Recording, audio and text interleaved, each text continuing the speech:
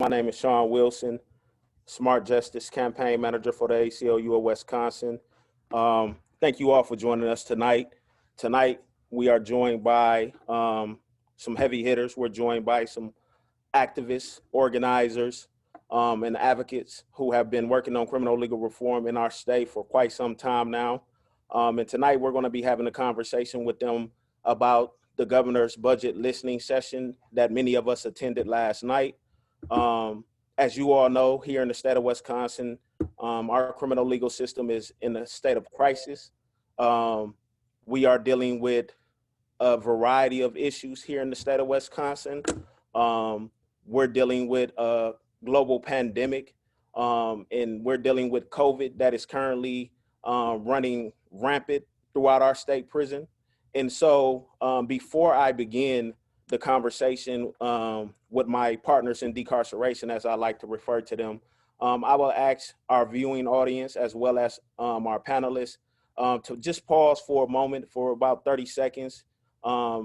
Just join me in a moment of silence to acknowledge the 16 people who have died in our state prison as a result of complications with COVID-19. This is a serious issue in our state and throughout the country. And we continue to call on the governor and his administration, as well as our elected officials, to address this problem. These individuals were sentenced to time and not death.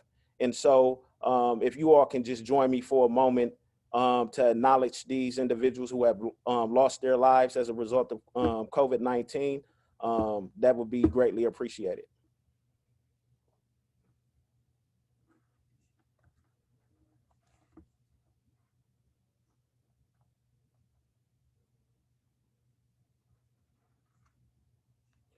Thank you.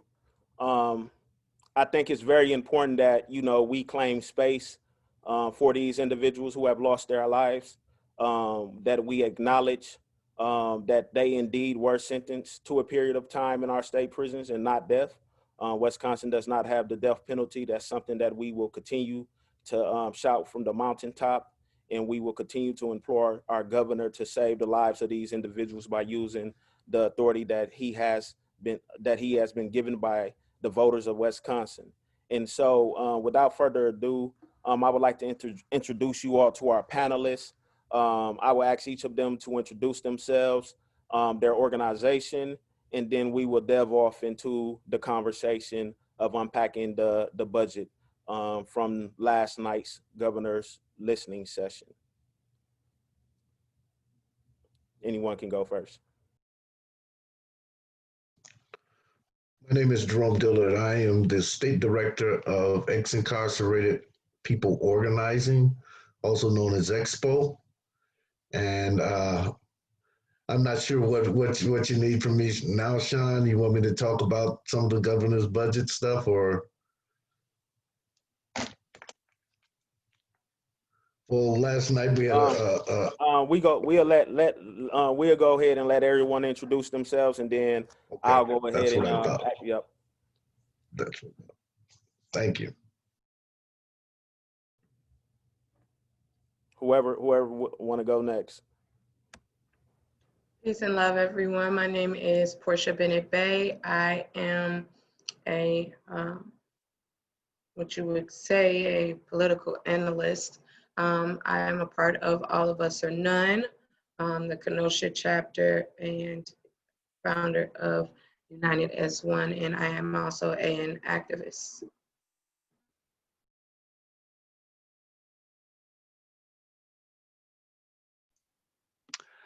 Good evening. My name is David Liners. I'm the state coordinator for Wisdom, a Wisdom Network, which is a lot of faith-based organizations around the state, as well as EXPO and the Menacana come up on the Menominee Reservation. Thank you, David. Ann? I'm Ann McCullough, and I work with Youth Justice Milwaukee. We're a broad-based coalition. I see our director, Charlene, is on, so I will let her talk about our work. We came about largely around Act 185 and closing Lincoln Hills and Copper Lake. I'm the campaign director, and our main strategy is to lift up good work that's happening that changes the narrative and look for opportunities to leverage change in policy, but also practice on the ground and shifting those public dollars to be more responsive to the people who need them. Thank you, Ann. And I see we do have Charlene Moore has joined us. So we have a 2-for-1. That is always a good thing. So I'll let Charlene introduce herself. Oh, I appreciate you all. You know, Ann is going to be sitting in presenting on my behalf. The YWCA's event is pre-recorded, but we just had to log in. It's just interesting. But thank you all so much for this amazing, amazing opportunity. Yesterday's budget hearing was very interesting. I was fortunate enough to sit in the same room with Jerome. And I can definitely say it was interesting. It was absolutely interesting. But Charlene Moore with represent Urban Underground and Youth Justice Milwaukee. And, you know, just want to be with you all tonight. Just, you know, even if it's virtually, but be present to be able to share some ideas. And again, Ann will be sharing more so on my behalf. But thank you all so much. Thank you, Charlene. And so let's get right to it. So we have a governor who ran on the campaign trail 2 years ago as being a reformer, as someone who was going to reduce or work to reduce the jail and prison population here in our state. He formed several committees to begin to think about how he will be able to go about doing that. He has met with EXPO, Wisdom, Youth Justice Milwaukee, Urban Underground, ACLU. He has met with us all to discuss, you know, possible ways that he can, you know, begin to do these things. And I know, speaking for our organization, and I'll allow you all to speak for your own respective organizations, but we're not happy with you know, what has happened in the last 2 years. We think that more could be done.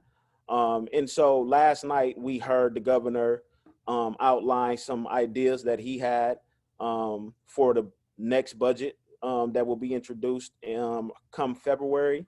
And, you know, as I mentioned early on, I was in a breakout room session with a lot of folks from EXPO, a lot of folks from Wisdom, a lot of folks from Moses and their other affiliates, as well as volunteers from the ACLU of Wisconsin's Campaign for Smart Justice. And everyone was on point. Everyone was saying what we have been saying for the last 2 years in past. And so what I would like to know from you all is what was it that you all heard from the governor himself? What are some of the things you heard from the lieutenant governor, who I believe, as well as the attorney general, who had joined a few of the breakout room sessions? I know the governor came into our breakout room. He touted, you know, the need for bipartisan support. And I absolutely agree that there is a need for bipartisan support on these issues. But as governor who has absolute power in certain instances, he needs to use that power. So I'm going to call on David to, you know, speak a little bit about, you know, what he heard in his breakout session and what he heard from the governor overall, as well as what some of his members and volunteers have reported back to him. If you don't mind, David. Sure. It was very similar to what you talked about. I think you know, in all the rooms, there were people. I know in the room that I was in, there were several people from NAMI, from the you know, talking about mental health and the need to invest in that. I think it was across the board. People were saying we need to invest in things upstream that are going to keep people out of the system. We need to invest in things that are going to help people return well to society when they come home. And we need to, you know, we need, at least the Wisdom folks, what we're talking about is, this is the opportunity. We need to close a prison.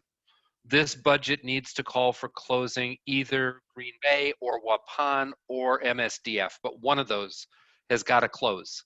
And then we need to reinvest that savings, not in the Department of Corrections, but upfront in community programs.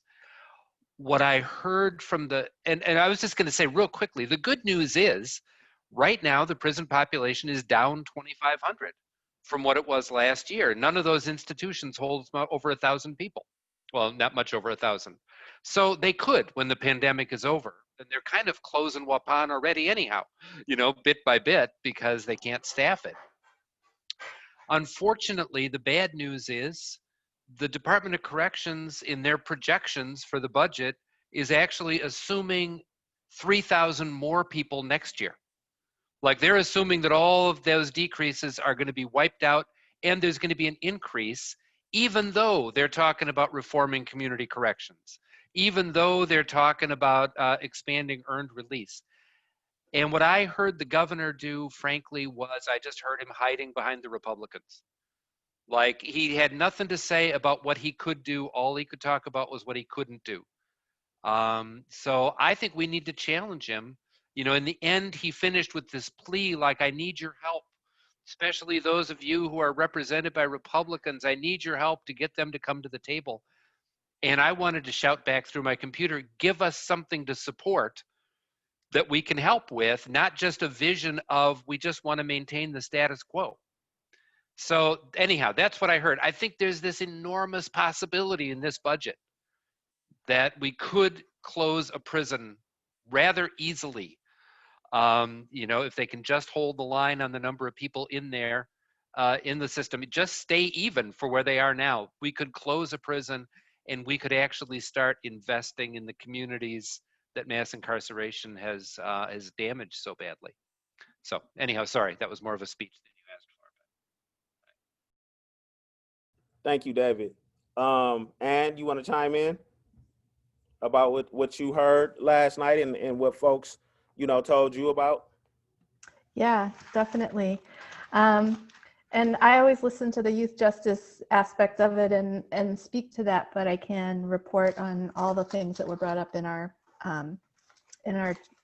breakout room.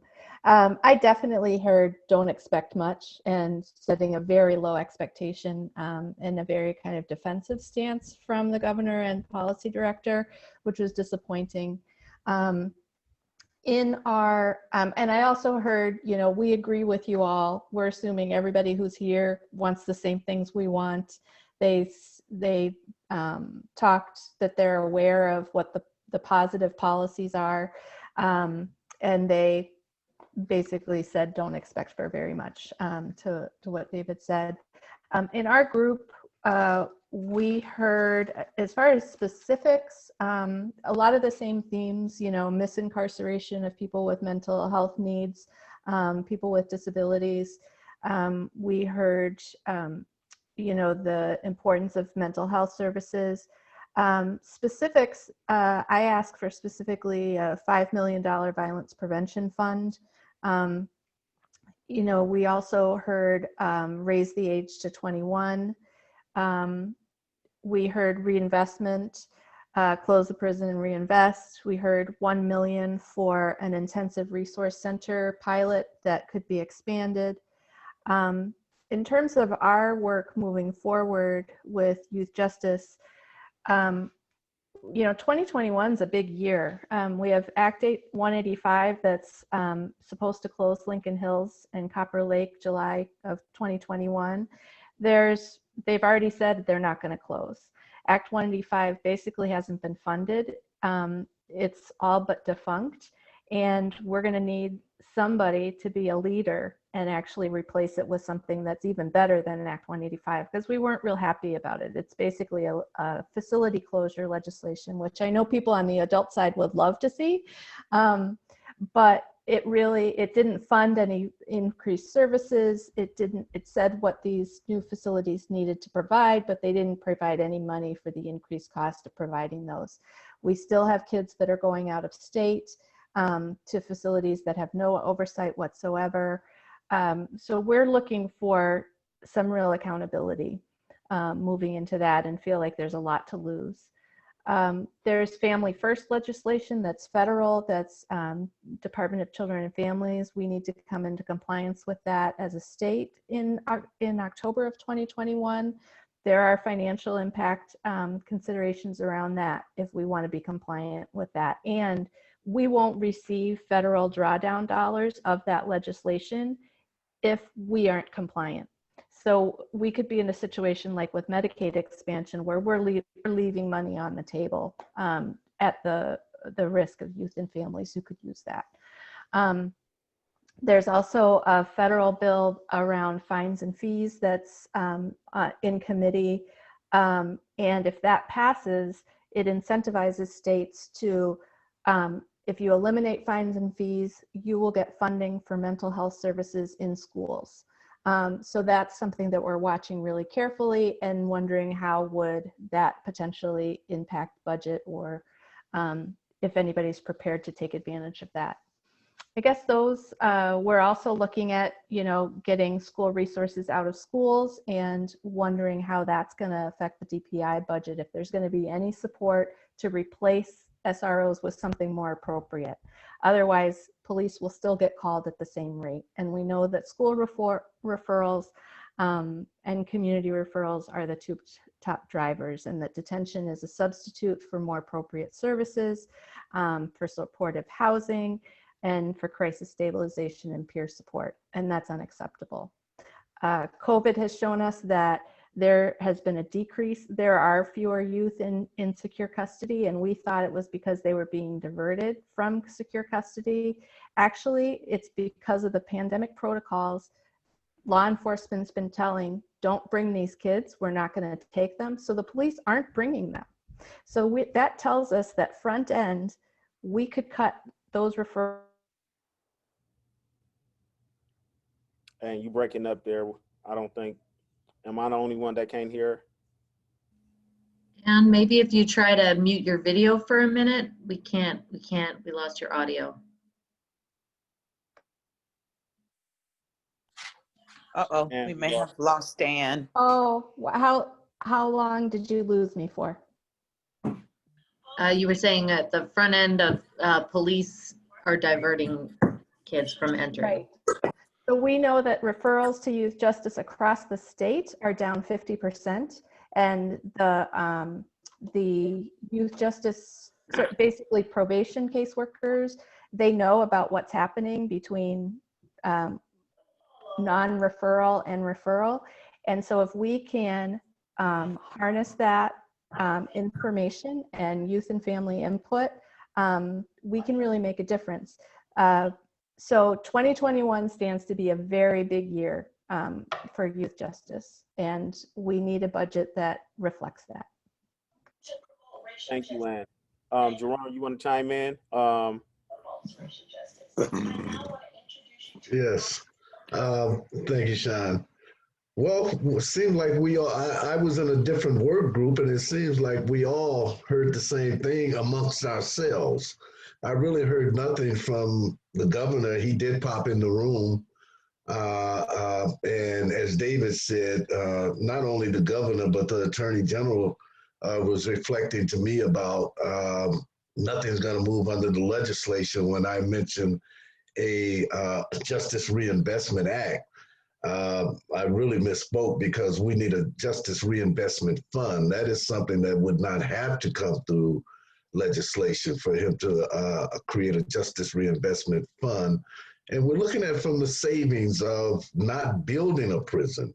It was mentioned last night that, we're talking about seriously building a prison. And that was really, really a disappointment for me. I believe it was Kevin Carr who mentioned that, or the governor, one of them mentioned that we would be building a new prison. We can take that money. I mean, we've been shown that we can reduce that population. We know that we can. So COVID has caused the state to do some things that they ordinarily wouldn't do, taking people in custody for PO hold. They kind of got away from that and started doing videos. But from my understanding, and the individuals I'm talking with, so I had to turn my phone off while I'm on this call, but people are still sitting on holds for a misdemeanor charge and have been there for a couple of weeks. So I'm getting a mixed message. We did have conversation or a town hall. Jerome, we're getting some feedback on your line. I'm sorry to interrupt. Okay.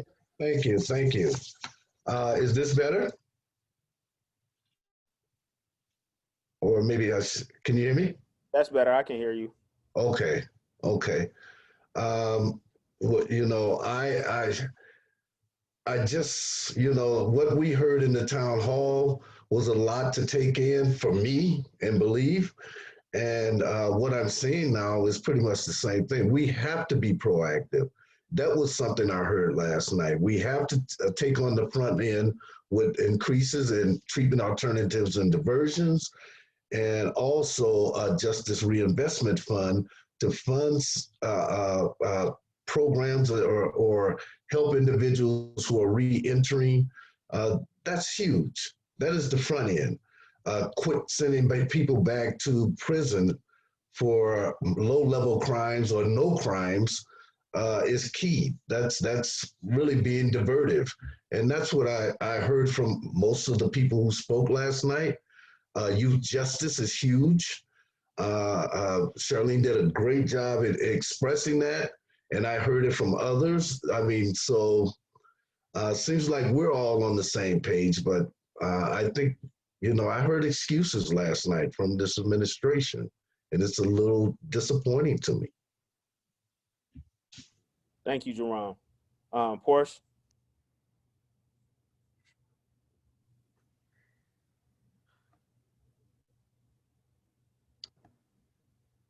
I have to say no to everything. That was even an idea of his in regards to that, because why would we need another prison? Why would we need money to go towards that when there are a lot of other things that are more important, that need more focus? You know what I mean? Like, being in this organization, I work with impacted people.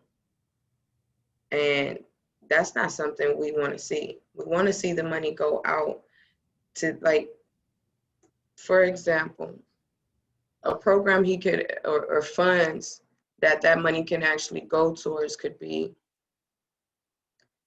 having a group of leaders. Instead of police responding to these schools or police responding to these homes or whatever, you can have those leaders go in response. You know what I mean? Fund that. Don't fund another prison.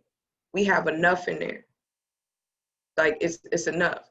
So now what you saying that you want to build this, that means we already know off top who our number one target is going to be. It's a given. It's always been that way. That's not something I want to sit here and say, oh yeah, Mr. Governor, no. You want to fix something and change something? How about don't build a new prison, invest that money in actually having these some new police reforming laws and rules and regulations throughout these police departments. Invest into that, in classes, in making sure that psyche evals are funded, making sure that that stuff is taken care of. Because to sit here and say that this is what you want to add, that's a heavy issue. When, again, like she stated before, mental health is a major situation. Major. From people in the communities, people just in general, veterans who rarely get the help they need. Like, invest that and do some funding for that. Don't invest it in something that's worth it's you basically showing us where your mindset is. That's not fixing the problem. So I really, when it comes to that, I can't sit here and say I would agree with that, because I will not agree with that. Thank you, Portia. We're getting a lot of comments on from Facebook as well as in the chat. And so I'm going to jump into some of those questions that we're getting. And folks, thank you for your questions. I know that this is an issue that affects us all. And so I'm not surprised at the rate of questions that we are receiving. And I'm going to try to get most of these questions asked to our panelists. And so I know Jerome, I know David had touched on this in the chat. And so I'm going to ask David to speak a little bit more about this question, and other folks can jump in as well, because I know he answered it in the chat, but I think this came from Facebook. If we close a prison, where do those people go? Are we just creating a bigger overcrowding problem? So my answer to that was we need to have less people in prison so that we can close a prison. And the good thing is right now we do. It would still keep us, we'd still be over what should be the capacity for the prisons. But right now there's 2,500 less people in prison than there were a year ago. And any of those places that ought to be closed, like Green Bay, Waupun, Milwaukee Secure Detention Facility, is only about 1,000 people. So we'd still be less crowded. And I just feel like, I mean, we need to, yesterday somebody said, for the governor to say, well, the great success would be that we don't build a new prison. The success needs to be that we close a prison and we don't build a new prison. Like the governor has to have a little bit of boldness. So there's other ways. Supposedly, the Department of Corrections is reforming community corrections. Other people on this call know more about it than I do. But supposedly they're going to be sending less people back to prison for crimeless revocations. That should bring the population down even more. Supposedly a big expansion of the earned release program is going to bring a couple thousand more people out. If they invest in treatment alternatives and diversions on the front end, they can keep a couple thousand people a year out. So I think, we need to really keep saying you need to close a prison and you need to do the other things. And these are all things, by the way, everything I just mentioned, except for the increase in treatment alternatives and diversions, are things the administration can do with or without the legislature. The governor has some power here. And treatment alternatives and diversion is actually very popular among Republicans. That's actually something he could get bipartisan support on if he tried. We need the governor to propose some bold things, and I think he can get more support than he thinks. Thank you, Jerome. Jerome, you want to chime in? Yeah, yeah, I will. 2,500, and we've been in an epidemic, a pandemic, I'm sorry, and I just can't, I reflect on people coming out.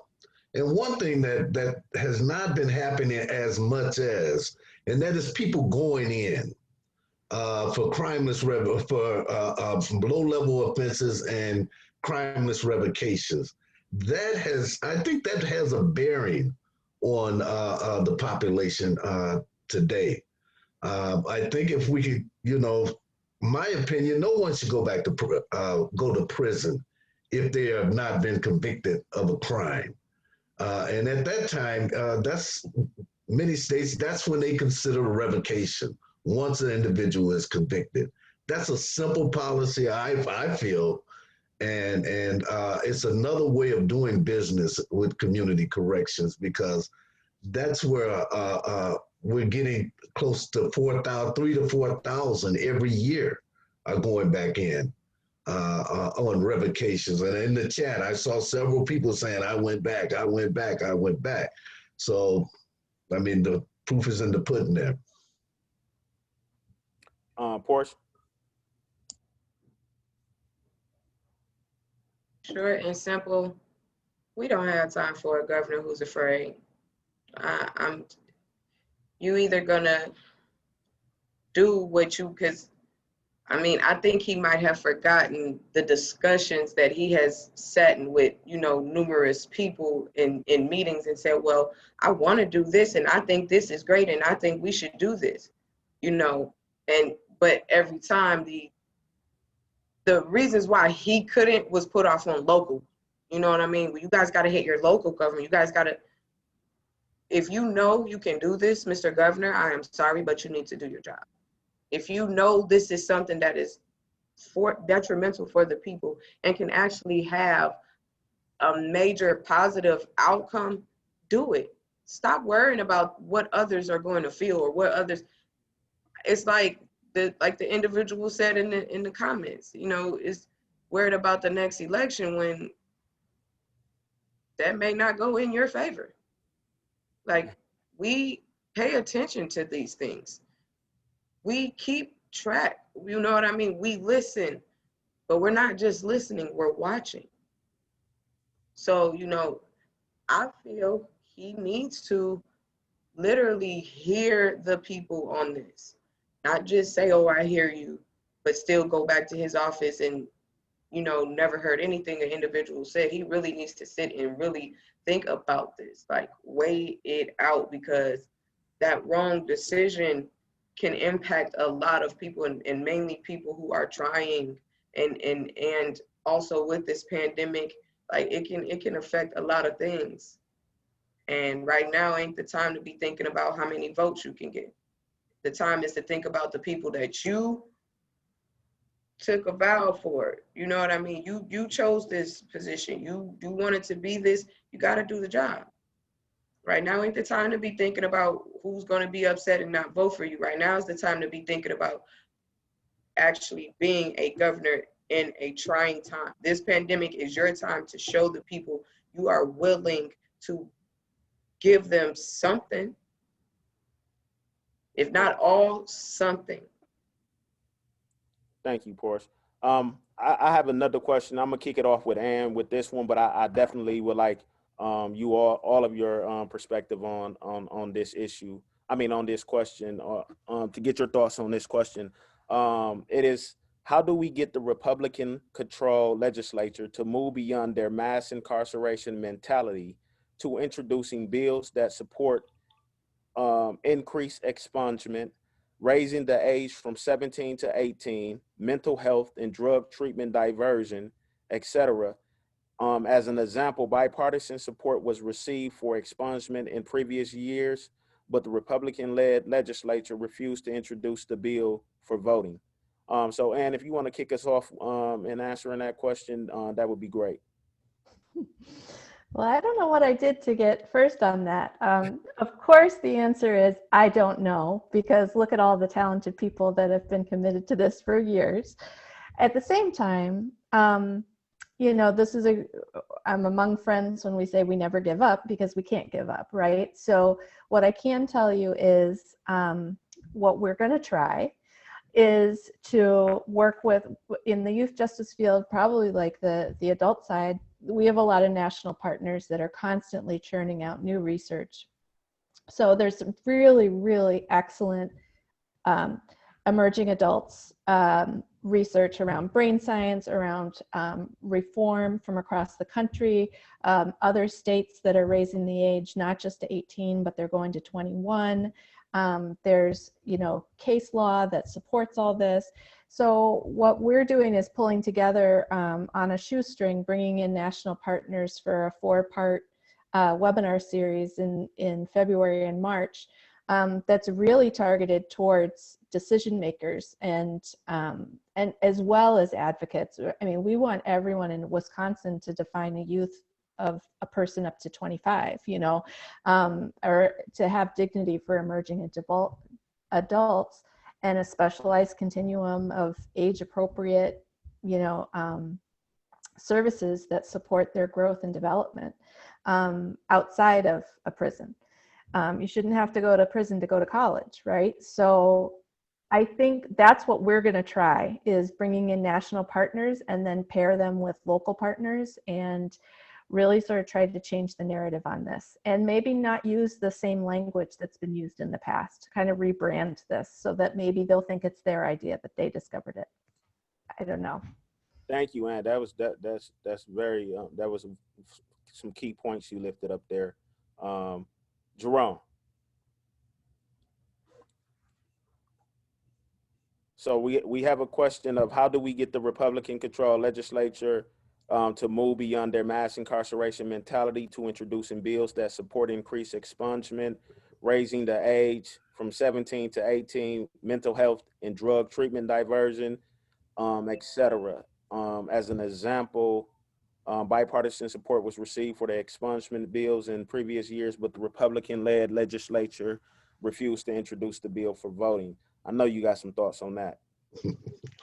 Well, first thing came to mind was the only way to get the is change the maps, redo the maps the way they were. That's one way, but I tell you, that's a $1 million question, to be honest with you.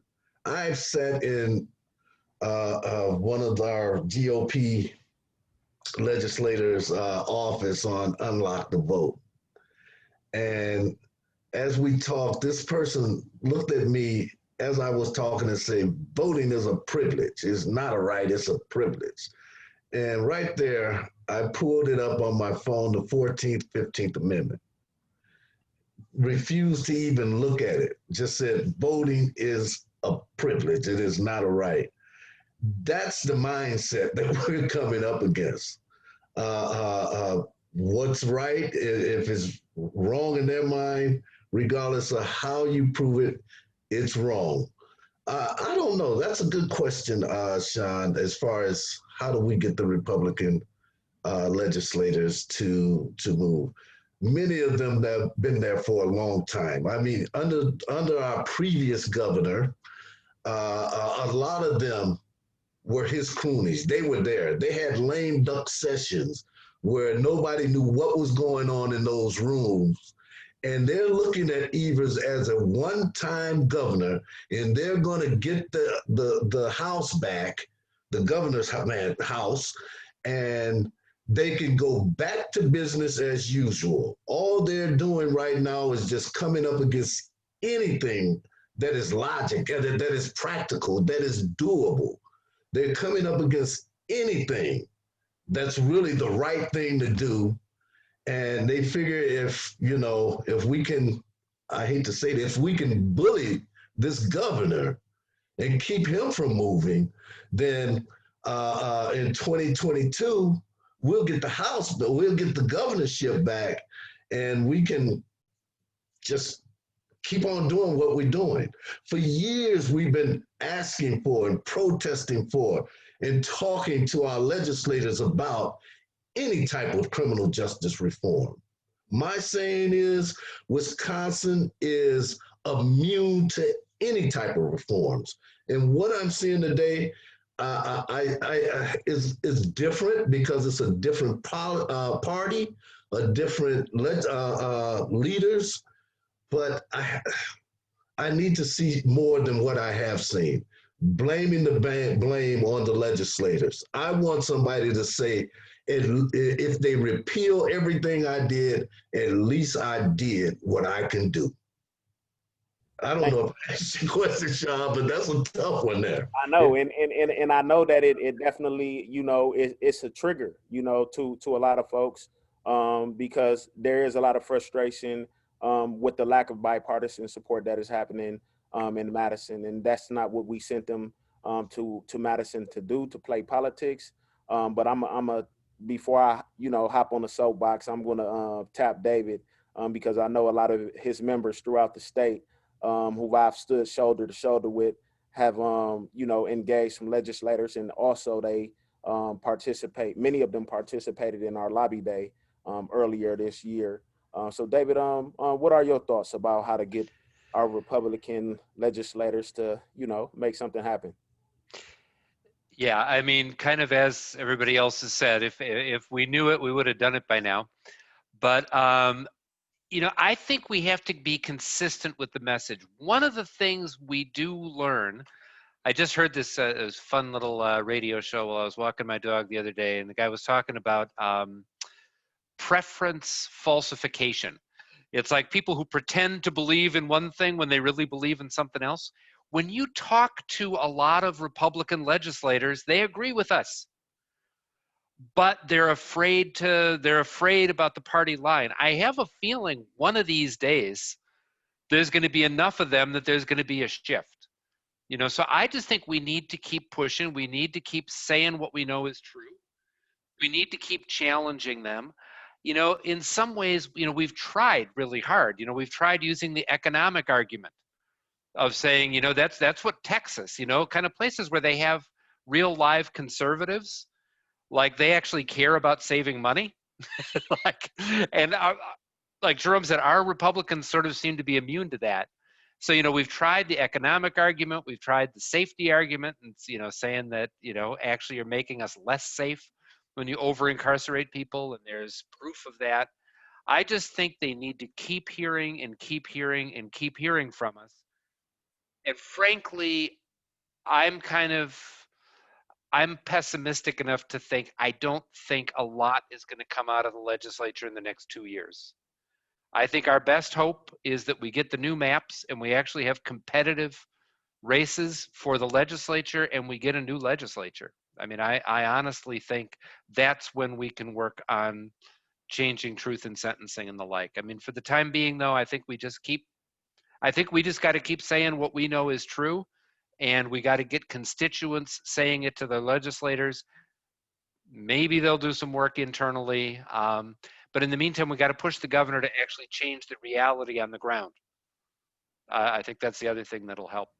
Thank you. Hey, I wanted to say one other thing that I wanted to say later, but from what Ann was saying about the juvenile system, part of what our big push for closing a prison is absolutely tied to this justice reinvestment fund. We can't do on the adult side what they did on the juvenile side and say, here, we're going to close a prison, you guys go fix it, but we're going to give you no resources to do it. We really have to take the resources we're saving by closing a facility and put those resources to work upstream. Okay. Thank you, David. I'm going to tap Charlene more to see what our thoughts are. I know she has engaged a lot of legislators. So Charlene, I want you to share your thoughts on how we move these Republicans. You're muted. Thank you. I want to definitely echo a lot of sentiments that, Jerome and David and Porsche has been sharing, but, and a lot of this work is very, very new to me. So connecting with legislators and, what that means, it's a lot of work. But one of the things that I've been realizing is how key education is. And even just from reading the chat and reading some of the comments, talking with people commenting, when articles are written, people commenting on those, I've realized the power of education and how important it is to not only educate our elected officials, but to also educate different areas of our state.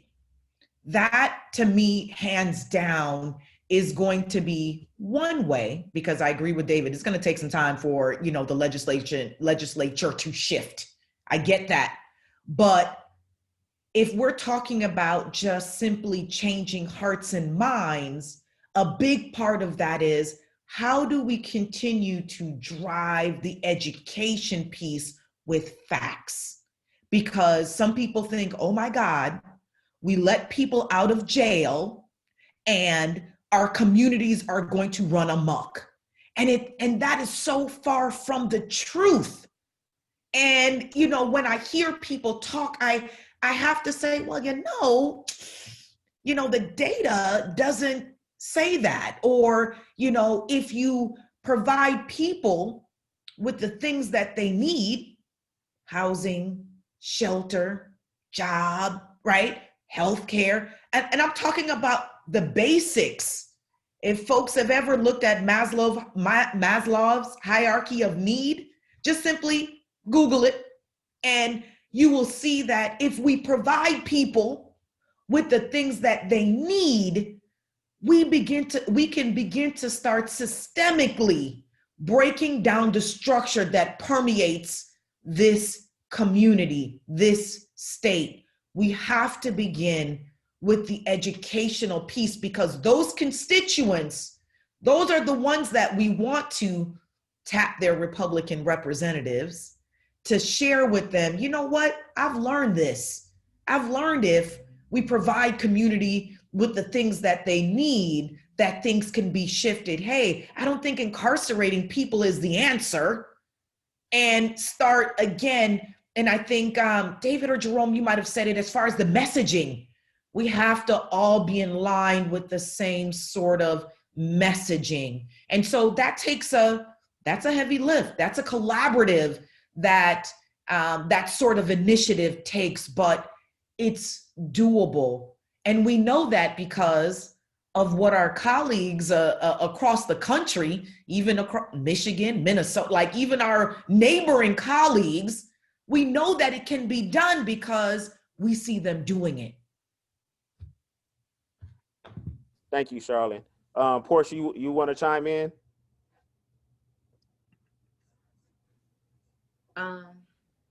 Yes.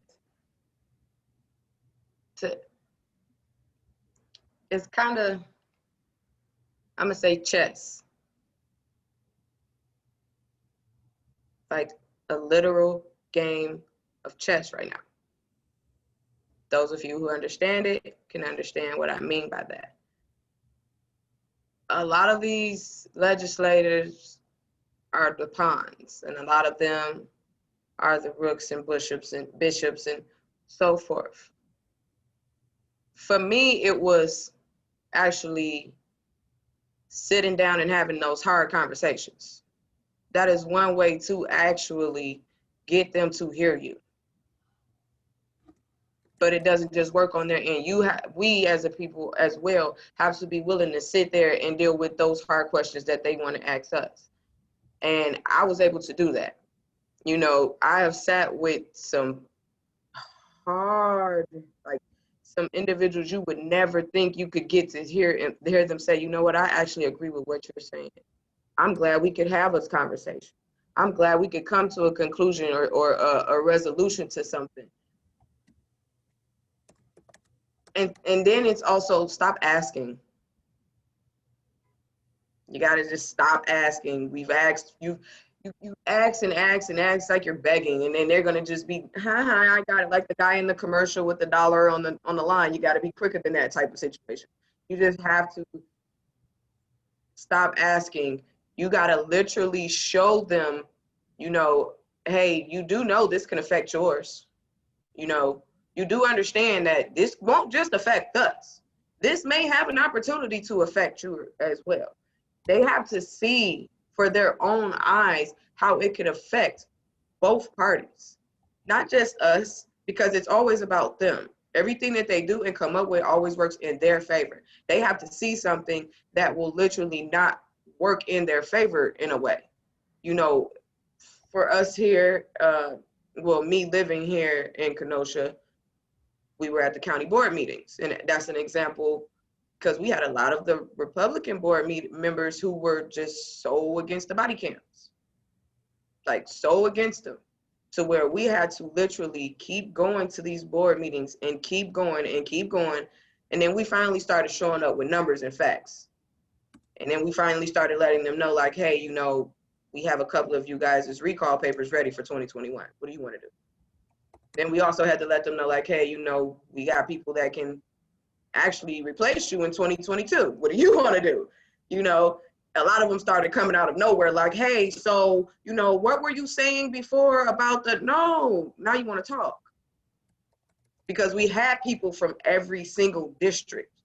You know, we had people they never knew existed in their districts show up and speak their piece, to where it was one Republican who actually said, you know what, I want to overturn my vote and switch it. I want to vote for the body cams, because it was an officer who came in and let them know, like, hey, you might need that body cam one day.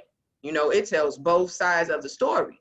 It could be your family member, it could be anyone, doesn't matter, that, you know, needs their story told. So without that, you won't have it. It took them a minute, but they realized, like, okay, they right. You know, it cannot just affect them. So we might as well just go ahead and vote it through. Now we're going to get them. You see what I'm saying? It's not about, and I get what people say, oh, we just got to act. I may sound like rude or mean, but being someone who is constantly on the front line, there is no more asking. You literally have to demand what you want, because if it wasn't for us and the people out there, they wouldn't have those seats anyway. So it's time for them to understand, like, it's a, Yeah. you And know, also we want to also emphasize, that, criminal legal reform, policing reform, all of these things are nonpartisan issues. It's not one side who is blamed for the problems that, our communities are facing. This is a Republican, independent, and Democratic issue.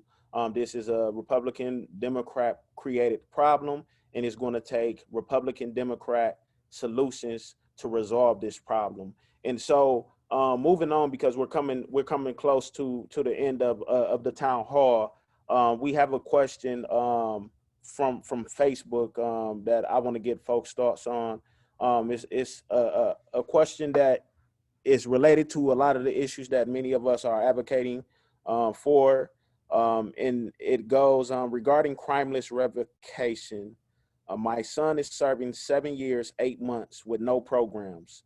It's so hard to understand how they would sentence him for that long. Not only that, but how many people are in the same situation.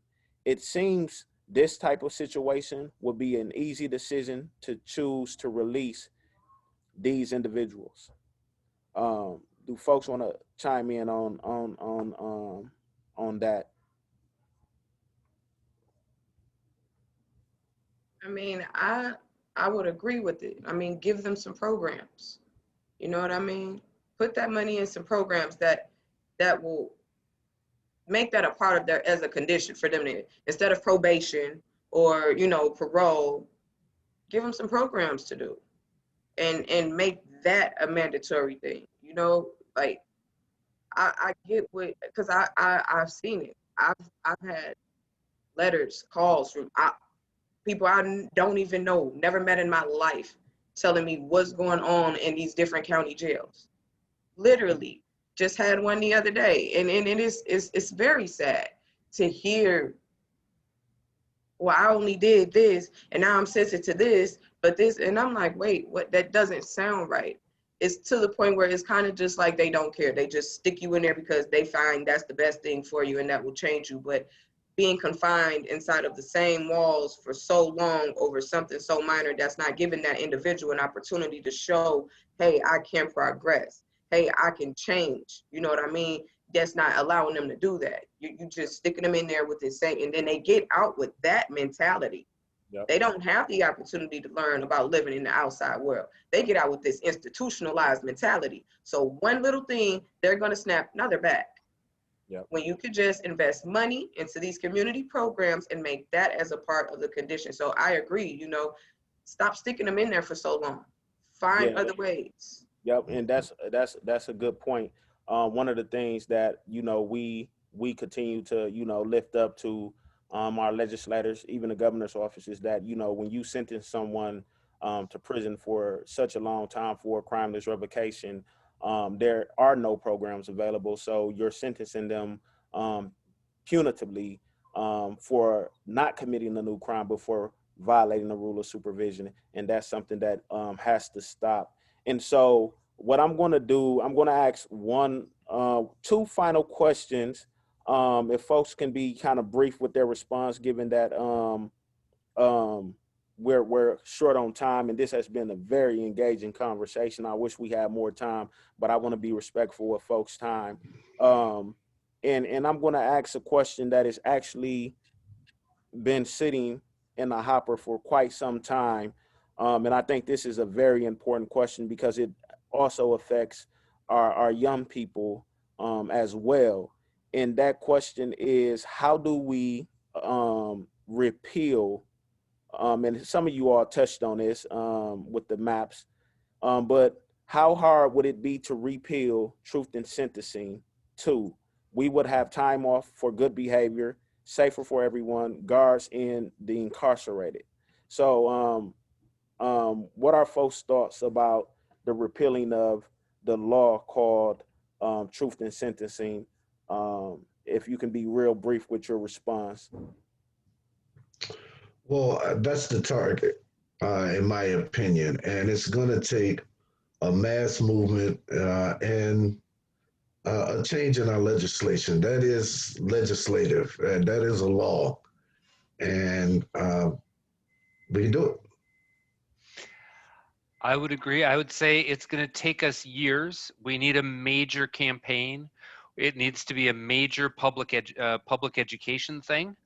I think, there was a poll that Marquette did a while back that a big majority of Wisconsinites think that truth in sentencing is a good idea. And then they ask those same people, do you think that somebody who's served half their sentence, and has really shown that they've reformed, deserves a chance to get out early? A huge majority says yes. Like, they don't understand what they're saying when they say they like truth in sentencing. So we really need a major, all of us together campaign, and we got to plan for it to take years to get to the point where we can do that. But I think it can, and it has to be done. And I agree 100% that it's a long-term commitment to educate, and we take opportunities, but we also keep our eye on low-hanging fruit and opportunities, and we just keep pushing. Even if we fail, push for the right thing, push for what we want. Don't compromise. Thank you. Charlene, you have any thoughts on the repealing of truth in sentencing?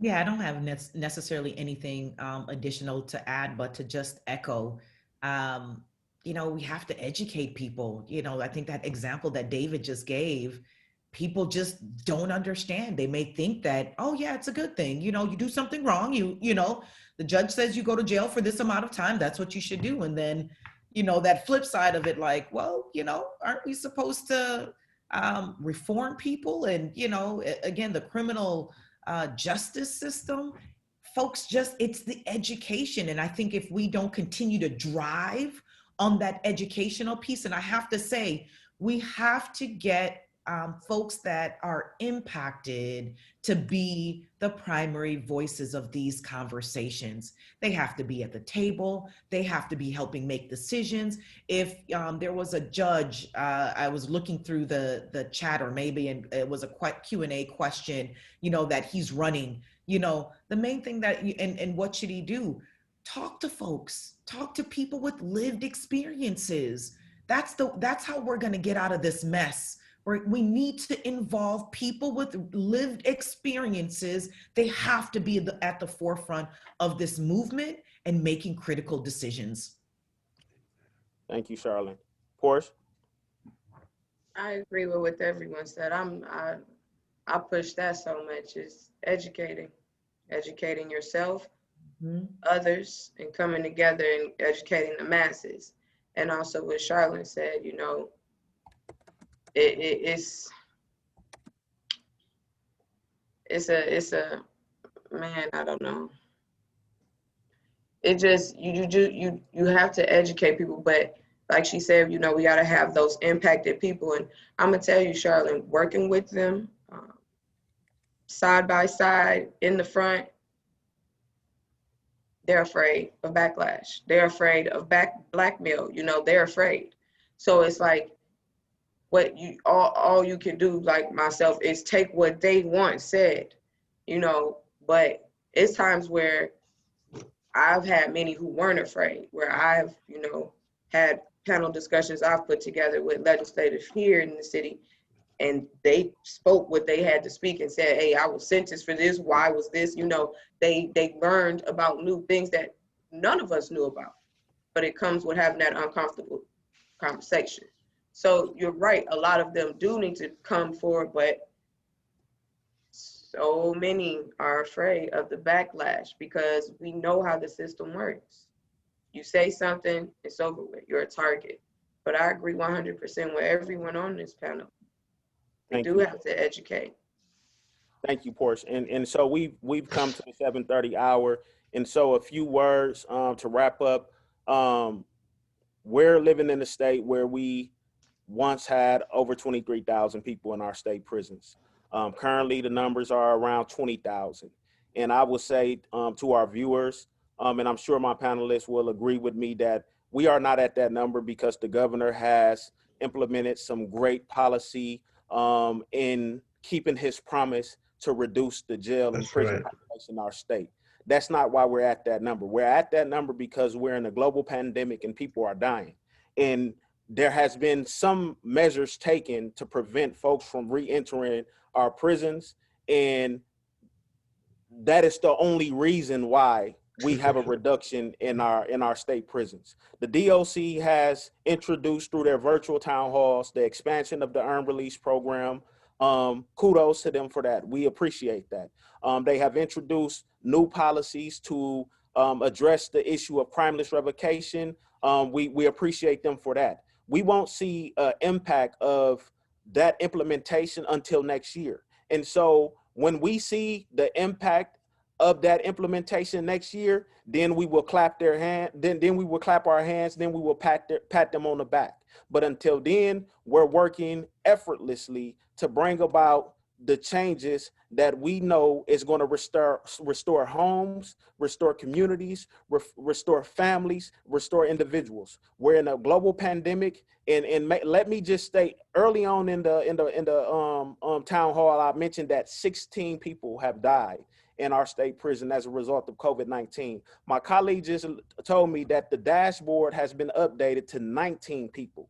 So this is a catastrophe. Back in March, we all sent letters to the governor warning him in the DOC that this was going to happen. So it's very unfortunate that the very thing that we warned them of is happening right now. And so we need you all to continue to stay engaged. The whole reason why we have these town halls is to keep you informed, engaged, and activated. We understand that we are limited in some of the things that we're able to do because we are in the global pandemic. But the way we move Republican legislators is by engaging them, by talking to them and speaking their language. We know that finance is their language. We have to engage them by educating them and their constituency because, yeah, many of them are still in the tough on crime mentality. But we control the ballot. And as my partners in decarceration said, that we need to have fair mapping in the state of Wisconsin. And if we had fair mapping in the state of Wisconsin,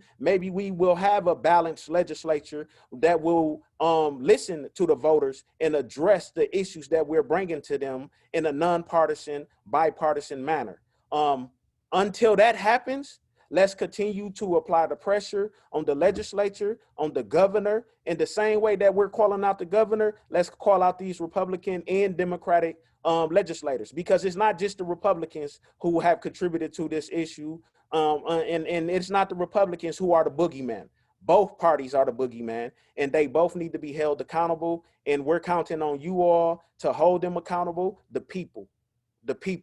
So we're going to be here every Wednesday having these conversations, and I continue to invite you each week to join us in these conversations, to join us as we plan for the joint finance hearings, the organizing around the budget. We invite you to come share your story and let these legislators know what you want to see in your budget, the people's budget. And we also invite you to join us next week when we will have a conversation with families of individuals in our state prison.